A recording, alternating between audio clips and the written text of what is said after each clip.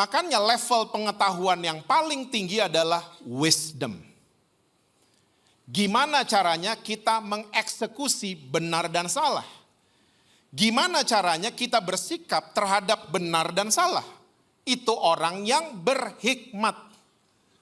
Dan hikmat adalah level tertinggi dari sebuah pengetahuan. Bukan cuma benar dan salah. Saudara ketemu orang salah, gimana caranya hikmat Tuhan berbicara ya untuk men-treat, untuk memperlakukan orang tersebut yang sudah bersalah di depan saudara. Kita perlu dituntun sama Sofia ini.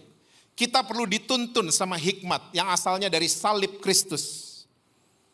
Kita perlu hikmat Tuhan. Gimana caranya Pak dapetinnya?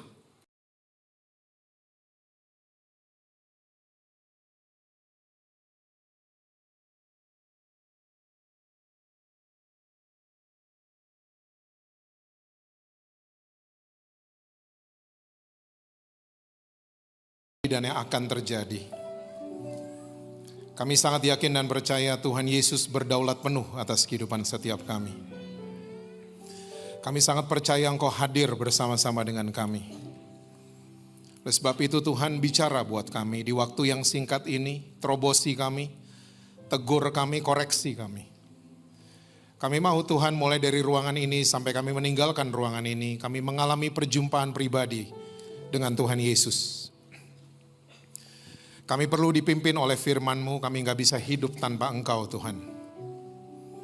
Mari Roh Kudus saat ini Engkau ambil alih.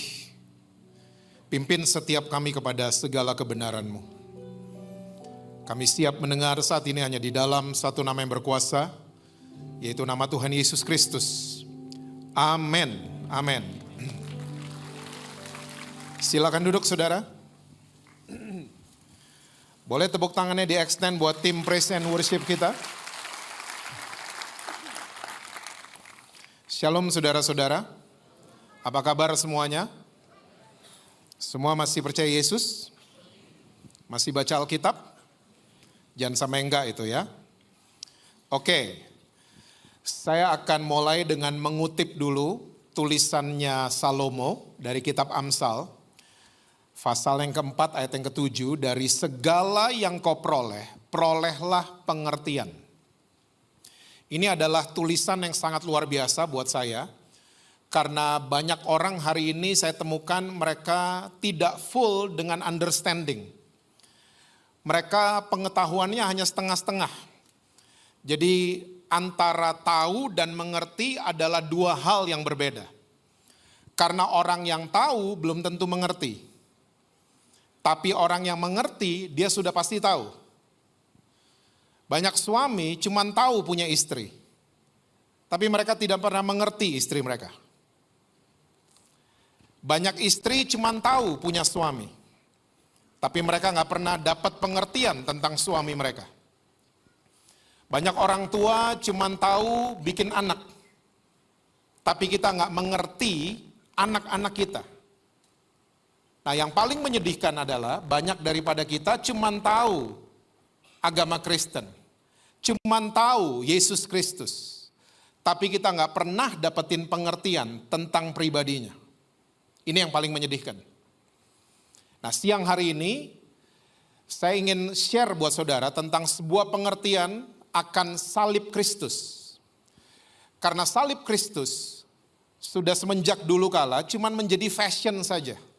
Cuman menjadi pajangan saja di rumah. Kita cuman tahu ada salib, tapi kita tidak mengerti prinsipnya. Kita punya t-shirt salib, tapi kita nggak mengerti prinsipnya. Kita mungkin punya anting kalung salib, tapi kita nggak pernah mendapatkan pengertian tentang salib.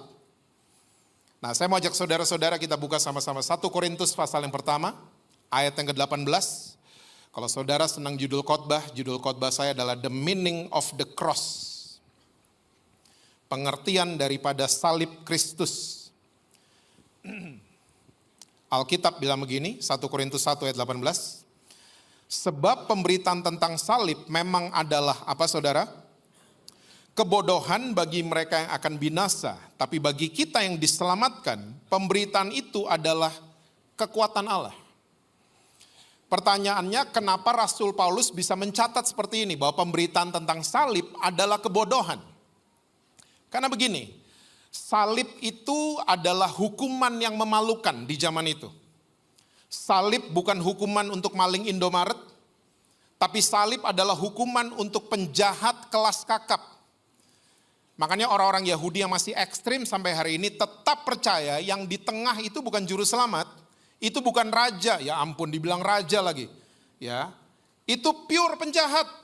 Mereka sampai hari ini punya belief system seperti itu. Karena hukuman salib adalah hukuman yang memalukan untuk orang-orang rendahan, untuk penjahat kelas kakap.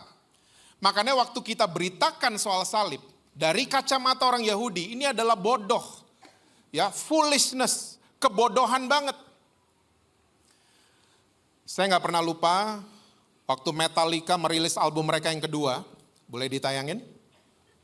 Saudara mungkin nggak tahu Metallica ya? Saudara mukanya Hillsong semua soalnya. Waktu mereka merilis album mereka yang kedua tahun 84, Ride the Lightning, mereka diprotes. Karena apa? Cover album mereka adalah kursi listrik. Ini adalah alat yang dipakai untuk menghukum orang sampai mati. Oke? Jadi waktu mereka tampil dengan cover album seperti ini, mereka dicap band yang sadistik. Oke? Nah sama.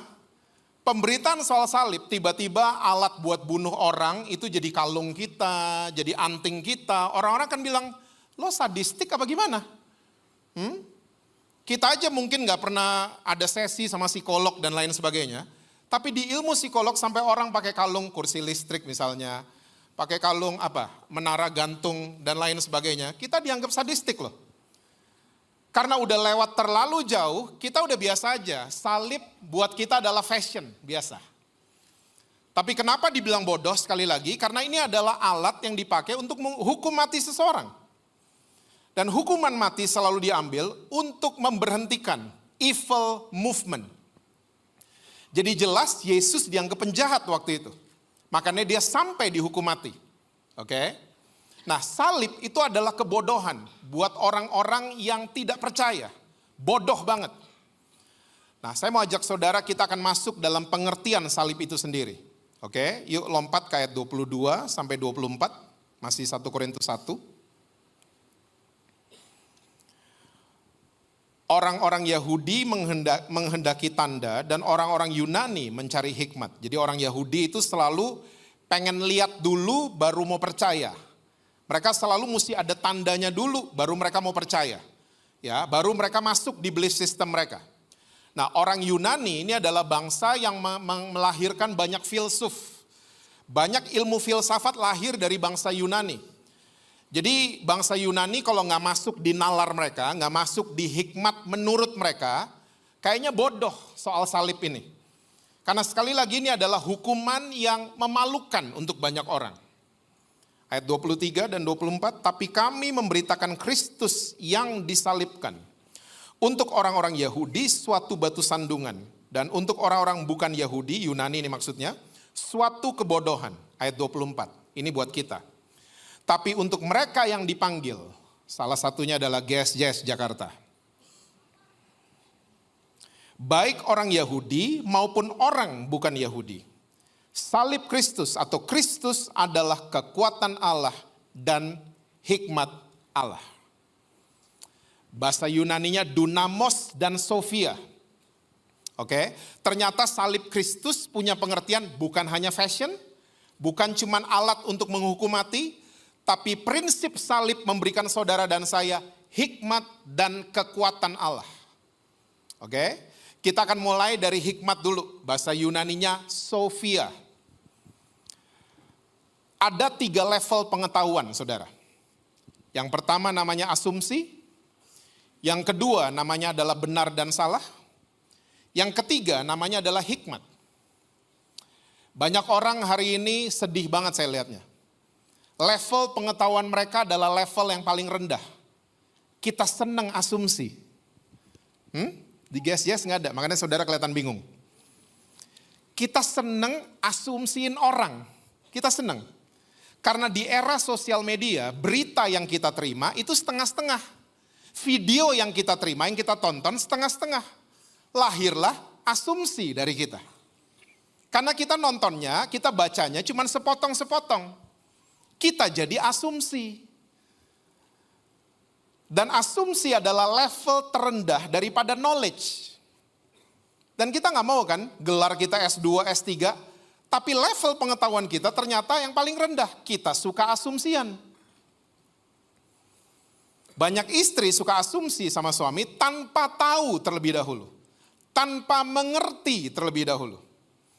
Banyak orang tua suka asumsi sama anak mereka. Di sini nggak ada. Banyak anak-anak suka asumsi sama orang tua mereka. Kita digerakkan oleh assumption. Dan ini bahaya banget. Dan yang paling menyedihkan adalah banyak orang Kristen suka asumsi sama Tuhan. Karena apa? Yang kita tonton cuma sepenggal-sepenggal. Yang kita baca cuma sepotong-sepotong.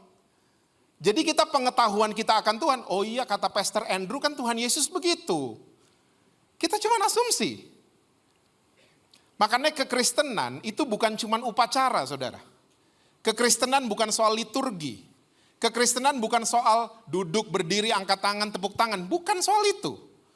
Tapi kekristenan adalah kita harus mengalami Tuhan Yesus. Supaya apa? Tidak asumsi. Waktu kita punya pengalaman, kita nggak mungkin asumsi. Banyak orang suka asumsi hari-hari ini. Lalu level pengetahuan yang kedua adalah benar dan salah. Jangan asumsi, cari tahu yang benar mana, yang salah mana. Jangan asumsi. Jangan emosi kita meledak cuman karena asumsi. Jangan kita ambil keputusan cuman karena asumsi. Cari dulu yang benar mana, yang salah mana. Oke? Nah, pengertian soal benar dan salah, ini nggak bisa dijadikan iman kita loh saudara. Karena banyak orang Kristen hari ini saya ketemu, pendekatan mereka sama kekristenan cuman pendekatan boleh dan nggak boleh. Saya masih banyak dapat DM, dapat inbox, dapat WhatsApp, Pastor ini boleh nggak? Karena pendekatan kita cuman boleh dan nggak boleh. Benar dan salah. Ini bukan kekristenan. Saudara pernah lihat Yesus ngomong benar dan salah sama Petrus sama Yohanes sama murid-muridnya? Atau boleh dan nggak boleh? Petrus tuh nggak boleh ya. Yohanes kayaknya perahu itu nggak boleh dinaikin. Yesus nggak pernah kayak gitu. Yesus mengajarkan murid-muridnya untuk bernalar, berpikir, bukan benar dan salah. Nah, Roma pasal yang kedua, nggak usah dibuka, percaya aja sama saya. Roma pasal yang kedua, Rasul Paulus menjelaskan ahli Taurat, mereka seperti pengajar orang-orang yang belum dewasa. Saya dulu nggak ngerti. Saya renungin baik-baik, akhirnya saya dapetin pengertian. Ternyata ahli Taurat ngajarinnya cuma benar dan salah. Makanya dicap, di framing sama Rasul Paulus, yang juga mantan ahli Taurat. Di framing bahwa ahli Taurat cuma pengajar untuk orang-orang yang belum dewasa. Ya make sense. Anak-anak saudara bawa teman ke rumah saudara. Saudara akan ngomong apa sama mereka? Yang pertama halo kan? Halo. Yang kedua, saudara akan bicara soal do and don'ts pasti sama temennya anak-anak saudara. Nah, itu pisau tajam ya nak, hati-hati nak. Nah, itu tombol di dispenser yang warna merah, itu air panas, hati-hati ya nak. Anak-anak itu mesti dikasih tahu, orang yang belum dewasa mesti dikasih tahu. Mana yang benar, mana yang salah, mana yang boleh, mana yang nggak boleh. Betul? Bayangin udah tua-tua begini. Saudara ke rumah teman saudara, Oma, hati-hati itu pisau tajam ya Oma. Om, hati-hati Om ya, itu air panas Om, hati-hati Om. Kan nggak perlu. Karena apa? Kita consider kita orang yang sudah dewasa. Makanya level pengetahuan yang paling tinggi adalah wisdom. Gimana caranya kita mengeksekusi benar dan salah? Gimana caranya kita bersikap terhadap benar dan salah? Itu orang yang berhikmat. Dan hikmat adalah level tertinggi dari sebuah pengetahuan. Bukan cuma benar dan salah. Saudara ketemu orang salah, gimana caranya hikmat Tuhan berbicara ya untuk mentreat, untuk memperlakukan orang tersebut yang sudah bersalah di depan saudara. Kita perlu dituntun sama Sofia ini. Kita perlu dituntun sama hikmat yang asalnya dari salib Kristus.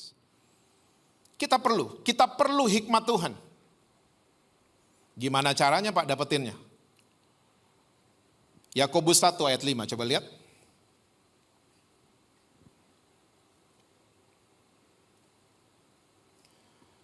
Yakobus 1 ayat yang kelima. Tetapi apabila di antara kamu ada yang kekurangan hikmat, hendaklah ia, apa saudara?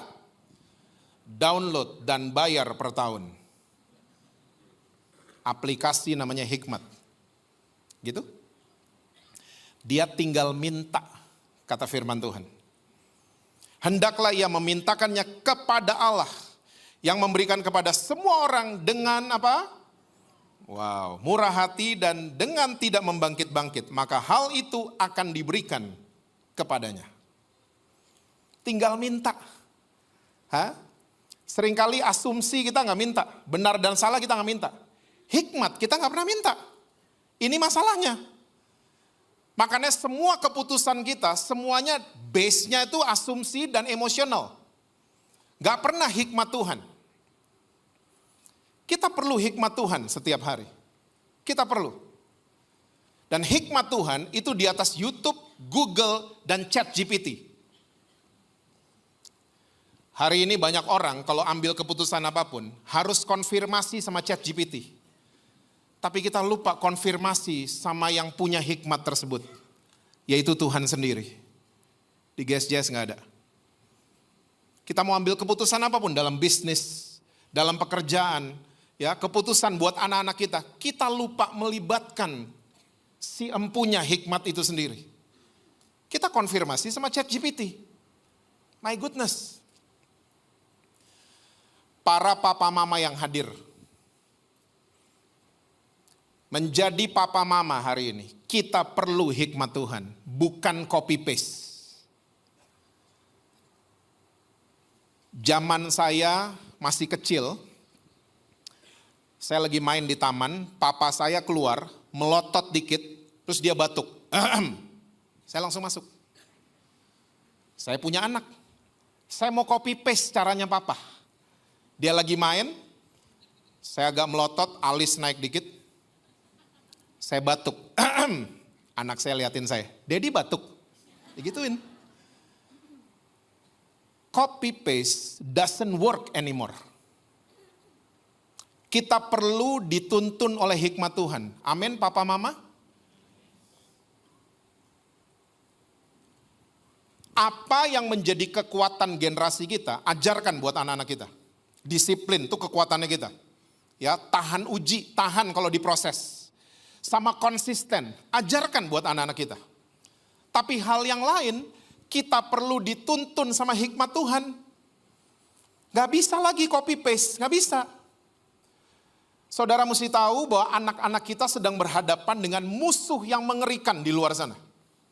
Beda sama musuh generasi kita, beda.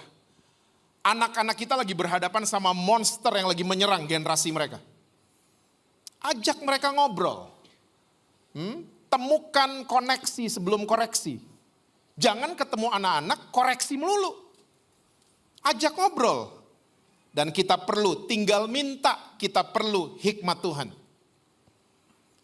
Saya ketemu hari ini banyak orang tua yang stres, gedein anak-anak mereka. Karena saya ngerasa di Jakarta saya ini kayak iPhone 6, saudara. Saya berada di tengah-tengah iPhone 1 sama iPhone 16. Ngerti maksud saya? Saya mau orang tua nyambung, sama anak-anak muda saya nyambung. Saya kayak di tengah-tengah. Orang tuanya ini kelihatan sering banget ribut. Orang tuanya, Pak bilangin anak saya TikTokan melulu. Emang kalau saya doain stop itu TikTok? Hah? Cuman kemarin TikTok stop kan? Ada berita itulah pokoknya. Saya ketemu sama anaknya. Nyokap lo bilang lo TikTokan melulu. Iya om, lagi cari duit, saya lagi TikTok live. Saya lagi jualan. Nah lo, ada yang gak sinkron kan berarti? Generasi kita kalau kerja mesti ke kantor. Anak-anak kita, they can work from anywhere. Cari tahu dulu dong. Dapetin apa tadi? Pengertian dulu. Makanya kita perlu dituntun oleh hikmat Tuhan. Kita nggak bisa, mau pakai kepintaran sendiri udah nggak bisa. Saudara mesti tahu, waktu Israel, bangsa ini adalah bangsa yang tua ya sebenarnya ya. Waktu Israel lahir itu, nenek moyangnya Israel itu bukan orang Yahudi. Abraham itu bukan orang Yahudi. Abraham itu Alkitab catat dari tanah Ur dan Kasdim. Itu udah ada di benua Afrika sebenarnya. Dan dia bukan orang percaya, dia penyembah berhala. Jadi nenek moyangnya orang Israel itu penyembah berhala. Tapi Tuhan ya pengen kasih lihat sama planet bumi ini. Ada proyek percontohan. Israel diajarin sama Tuhan. Cara irigasi, cara bangun ini, cara bangun itu, dan lain sebagainya. Dan cara kerja Tuhan sampai hari ini masih sama. Tuhan pengen kasih hikmatnya buat saudara dan saya, supaya orang-orang bisa lihat Tuhan lewat saudara dan saya. Tuhan itu gak kelihatan. Tapi Tuhan pengen dia kelihatan lewat kelakuan kita. Lewat keputusan yang kita ambil. Itu Tuhan. Patternnya masih sama sampai hari ini. Makanya tujuan kita baca Alkitab bukan untuk hakimin orang. Tujuan kita membaca Alkitab adalah supaya waktu kita keluar rumah, orang-orang lain bisa baca Alkitab lewat kehidupan kita. Itu yang saya sebut dengan spiritual intelligence, kecerdasan spiritual. Orang bisa baca Alkitab lewat attitude kita, lewat keputusan yang kita ambil, dan seterusnya. Itulah hikmat Tuhan. Andalkan hikmat Tuhan. Saudara yang punya restoran, andalkan hikmat Tuhan. Jangan andalkan YouTube sama ChatGPT. Saya percaya saudara akan ketemu resep baru yang bikin heboh satu Kelapa Gading. Oh, itu punya restoran tuh kan? Ada di pojok sana. Yes. Saudara bisa keluar dengan kreativitas yang luar biasa. YouTube dan lain sebagainya itu cuma alat bantu buat kita. Tapi andalkan hikmat Tuhan setiap hari. Yang setuju bilang amin. Andalkan hikmat Tuhan. Yang kedua, prinsip salib. Dia memberikan kekuatan buat saudara dan saya. Bahasa Yunaninya dunamos, kekuatan. Sahabat saya pernah ngomong gini, kalau saya sempurna, saya nggak perlu ke gereja. Keren banget. Saya ke gereja karena saya tidak sempurna. Betul apa betul? Tapi sayangnya di gereja seringkali kita dituntut untuk jadi sempurna. Kita nggak ada yang kuat loh saudara. Makanya banyak orang Kristen pretending, pura-pura kuat. Kalau lagi ketemu sama teman gereja. Beda sama kalau kita lagi ketemu teman SMA kan? Hah? Kok belaga lupa gitu mukanya? Kita kalau ketemu teman SMA, skrup kita kendor semua. Tapi waktu datang ke gereja, wah dikencengin skrupnya semua. Halo, shalom, haleluya. Oh, baik-baik kok, I'm okay. Hah? Di society kita, orang yang jujur malah dibuang. Tapi orang yang main sandiwara malah dirangkul semuanya. Di GSIS Jakarta nggak ada. Adanya di gereja 4 jam. Yang jujur malah ditendang semuanya. Tapi yang main sandiwara, semuanya dirangkul. Makanya banyak orang Kristen berlomba-lomba untuk menjadi good actor dan good actress. Untuk dapetin piala pencitraan. Bukan piala citra. Kita adu-aduan, kita sok kuat semuanya. Kita gak ada yang kuat, termasuk ini yang lagi ngomong. Gak ada yang kuat. Kita perlu kekuatan dari Allah setiap hari. Kita gak ada yang kuat. Suami-suami, istri-istri, kita gak ada yang kuat. Makanya saya baru naikin konten kemarin, soal grey divorce. Ini terjadi salah satunya karena suami dan istri ini, saudara tahu grey divorce? Saudara kayaknya gak tahu apa-apa deh tadi ya, ha? Metallica gak tahu, ha? Mainnya kurang jauh kayaknya. No, I'm kidding. Grey divorce adalah perceraian yang terjadi untuk pasangan suami istri yang sudah di atas 55 tahun. Rambut mereka udah putih-putih, itu maksudnya. Anak-anak tiba-tiba kuliah di luar kota, anak-anak menikah, punya keluarga sendiri, ya, anak-anak ngekos dekat kantor, dan mulai kembali suami istri ini berdua saja. Dan mereka mulai lihat-lihatan di kamar, ini monster di kamar gue siapa ini? Ini nenek lampir di kamar gue siapa ini? Dan akhirnya mereka memutuskan untuk bercerai. Karena salah satu faktor yang saya temukan dari ketemu sama mereka nih adalah sok kuat. Kita nggak ada yang kuat. Iya Pak, soalnya udah nggak ada feeling sama suami, nggak ada feeling lagi, nggak ada keinginan sama istri. Saudara baca Alkitab saudara baik-baik. The willingness comes from the Lord. Kemauan itu datangnya dari Tuhan, tinggal minta. Jadi masalahnya bukan bisa atau nggak bisa, masalahnya mau atau enggak. Kalau mau, minta. Saya mau Tuhan minta that willingness ke suami saya, ke istri saya. Ingat-ingat waktu pacaran dulu, naruh telepon aja susah. Masih ingat gak sih? Dah sayang, udah sejam loh. Dah. Kamu taruh duluan. Kamu taruh duluan. Kamu dong. Gini aja kita tutup sama-sama ya. 1, 2, 3. Klik. Belum semenit, I miss you already. My goodness. Sekarang kalau saya lagi olahraga, lagi break, ada telepon. Ketahuan kalau pasangan yang telepon. Ketahuan. Dulu kan kalau pacaran kan, halo sayang. Kalau sekarang ketahuan. Ada tuh di situ, ada. Ada di mobil. Oke. Semua sebah dan Pas tutup, bini lo ya. Kok lo tahu?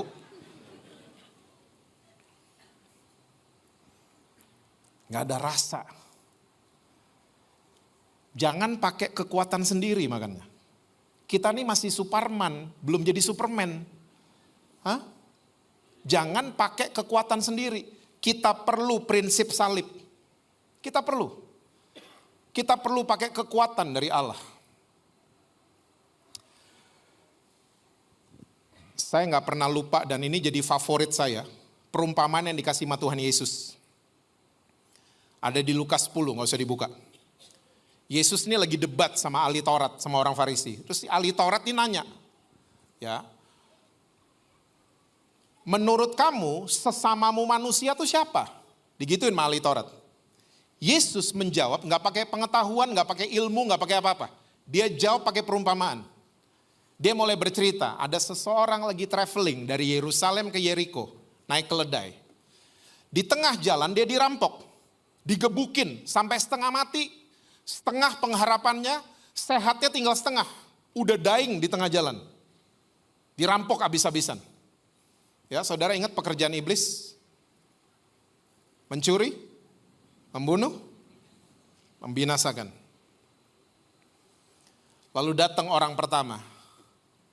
Yesus bilang dia seorang imam. Seorang imam kalau zaman sekarang itu kayak anggota DPR. Seorang imam, dia adalah pembuat peraturan. Kayak anggota DPR kan? Regulator. Ya, dia pembuat regulasi. Dia harus buat aturan-aturan semuanya. Yang gak boleh dilanggar. Dan menjadi hukum kalau disahkan nanti. Dia lewat. Dia lewat. Yesus jelas mengatakan dia pindah jalur. Dia lihat di depannya ada orang menderita, dia pindah jalur. Dia lewatin, melengos. Dilewatin. Hukum seringkali mengenali luka, tapi gak bisa menyembuhkan. Aturan-aturan seringkali mengenali pelanggaran, tapi gak bisa mencegah. Pembuat regulasi seringkali tahu benar dan salah, tapi mereka gak punya compassion, gak punya belas kasihan sama sekali. Dilewatin. orang menderita ini. Datang orang nomor 2, siapa dia? Orang Lewi, kata Yesus. Orang Lewi kalau zaman sekarang, pelayan-pelayan Tuhan katanya. Orang Lewi. Sama, pindah jalur. Seringkali kita pelayan-pelayan Tuhan karena terlalu sibuk. Kita nggak mau ngotorin tangan kita untuk ketemu sama LGBT. Kita terlalu cepat menghakimi. Kita terlalu cepat berasumsi. Kita terlalu sibuk jadwal kita sampai kita lupa tangan kita menyentuh penderitaan orang lain. Terlalu sibuk soalnya kita. Ngurusin ini, itu, dan lain sebagainya. Kita hafal ayat ini, itu, dan lain sebagainya. Tapi kita lupa untuk menghampiri orang yang sedang menderita. Kita lupa sama sekali. Lalu datang orang ketiga. Siapa dia? Orang Samaria. Saudara tahu orang Samaria? He's out from the system. My goodness. Dia nggak ada di sistemnya orang Yahudi, nggak ada. Karena orang Samaria itu nggak dianggap sampah, dianggap anjing, ya, nggak dianggap. Karena Samaria itu orang-orang yang kawin campur, Asyur sama Yahudi. Waktu Yahudi lagi dijajah oleh Asyur. Keturunannya namanya Samaria. Nggak dianggap orang Yahudi. Dianggap kawin campur, melecehkan Jewish. Nggak dianggap. Dia lewat. Waktu dia lihat ada orang yang setengah mati udah. Pengharapannya tinggal setengah. Sehatnya tinggal setengah. Dia turun dari keledainya. Dia turun. Dan dia mulai membasuh luka orang ini. Dengan minyak dan anggur, kata Alkitab. 2 elemen yang mahal di zaman itu. Mahal. Dan gak cuma dibasuh. Orang ini digendong. Naik di keledainya, dibawa ke rumah penginapan. Dikasih 2 dinar rumah penginapannya. Ya. Dan dia bilang, kalau argonya lebih dari 2 dinar, kalau saya balik, saya akan lunasin semuanya. Lalu dia tanya sama si ahli Taurat ini, dari 3 orang ini, mana yang penuh dengan belas kasihan? Ya yang ketiga lah. Oke, pergilah and do the same, kata Yesus. Saudara, kita adalah orang-orang yang seperti orang di jalanan tergeletak gitu. Itu kita semua. Kita gak ada yang kuat, kita cuma sok kuat. Kita gak ada yang kuat. Kita perlu uluran tangan Sang Juru Selamat untuk mengangkat kita. Mungkin saudara lagi direndahin, saudara lagi dikucilkan. Saudara mungkin gak dianggap sama sekali sama keluarga saudara. Tapi ingat, posisi dikubur dan ditanam adalah 2 posisi yang sama di bawah tanah. Mungkin orang bilang sama saudara, kamu udah mati kamu, bisnis lo akan matilah, keluarga lo matilah, matilah lo, karir lo akan mati dan lain sebagainya. Tapi ingat, Yesus gak pernah ngomong seperti itu. Dia ngomong, orang-orang boleh ngomong kayak gitu, bilang kamu mati, tapi saya lagi menanam kamu kembali di dalam tanah. Nanti tiba saatnya kamu akan bertumbuh dan berbuah lebat dan memberkati banyak orang. Itu Tuhan Yesus kita. Argonya kalau lebih saya akan bayar balik lunas semuanya nanti. Wow. Kita gak kuat saudara. Tanpa kekuatan salib kita gak ada yang kuat. Gereja seharusnya jadi kumpulan orang-orang yang tidak kuat. Dan kita penuh dengan awareness. Kita punya sumber kekuatan dari Tuhan Yesus. Bukan sok kuat. Lalu merendahkan yang lain, menghakimi yang lain. Bukan begitu orang Kristen. Cara kerjanya gak begitu. Merasa diri paling benar karena baca Alkitab lebih lama. Bukan begitu. Kita perlu Tuhan Yesus setiap detik. Bukan cuma pas lagi kerusuhan. Kita perlu Tuhan Yesus setiap detik. Ingat baik-baik. I'm okay and I'm not okay adalah 2 keadaan yang kita perlu akan kekuatannya Tuhan. Seringkali orang cuman perlu kekuatan Tuhan saat mereka lagi not okay. Karena saya udah ketemu di GSJ saja nggak ada. Saya ketemu orang kalau lagi di bawah, mereka berjumpa sama Tuhan. Tapi waktu naik sama Tuhan ke atas, banyak orang Kristen yang kehilangan pribadinya Tuhan. Waktu lagi di atas, merasa lagi oke. Merasa lagi nyaman, kita malah kehilangan tuntunan Tuhan. Kita kehilangan hikmat dan kekuatan Tuhan. Makanya kita mengerti sekarang. Waktu kita pakai kalung salib, waktu kita pakai anting-anting salib, pakai t-shirt salib. Ozzy Osbourne juga pakai t-shirt salib. Oh ya, nggak tahu gini-ginian, saya lupa. Waktu kita pakai semua elemen, ornamen yang ada salibnya, kita mengerti, bukan cuma tahu. Ya, karena ingat baik-baik saudara, ternyata kekuatan dan hikmat ini adalah berkat rohani yang dikasih gratis buat saudara dan saya. Kita terlalu jauh berpikir berkat Tuhan itu achievement. Semua yang udah jadi itu berkat Tuhan. Enggak, Tuhan kasih berkat ini dulu. Hikmat dan kekuatan. Supaya bisa menghasilkan sesuatu. Nanti kita achieve sesuatu akan diikutin sama orang. Itu cara kerjanya Tuhan. Tapi kita selalu mau achievement dulu, kita lupain semua. Ya, kita nggak ada hikmatnya, nggak pakai kekuatan Tuhan dan lain sebagainya. Kita mau achievementnya. Makanya waktu Tuhan kasih achievement langsung, banyak kita nggak kuat kan? Waktu dikasih proyek besar, dikasih uang besar, banyak kita nggak kuat. Nahan beban sebesar itu, banyak kita nggak kuat, mental kita nggak kuat. Ini cara kerja Tuhan, dikasih gratis dulu, hikmat dan kekuatan. Dikasih kreativitas. Makanya jangan cuma konfirmasi sekali lagi sama ChatGPT. Konfirmasi sama yang punya hikmat, yaitu Tuhan sendiri. Setiap hari dalam kehidupan saudara dan saya. Amin saudara-saudara. Saudara, ini PR buat saudara. Kalau saudara baca 1 Korintus 1. Ini adalah prinsip salib yang luar biasa. Rasul Paulus mencatat dengan jelas dan detail. Bahwa apa yang memalukan di mata dunia. Ya, akan diangkat oleh Tuhan. Untuk mempermalukan orang-orang yang pintar. Yang menurut dunia penuh hikmat dan lain sebagainya. Akan dipermalukan oleh hikmat Allah itu sendiri. Inilah prinsip salib. Kita udah bahas dari awal. Ini kayaknya hukuman rendah buat orang-orang kriminal. Tapi Yesus pakai salib itu untuk membuat saudara dan saya full of wisdom and full of His power dalam kehidupan kita sehari-hari. Kita punya salib saudara, dan itu adalah berkat yang paling luar biasa untuk saudara dan saya. Amin saudara. Tuhan berkati saudara-saudara semua. Selalu sukses, harmonis di rumah. Dan rekening BCA, BNI, BRI, Permata Mandiri selalu penuh buat saudara-saudara. Kok kenceng ya aminnya kalau gitu-gituan. God bless you all.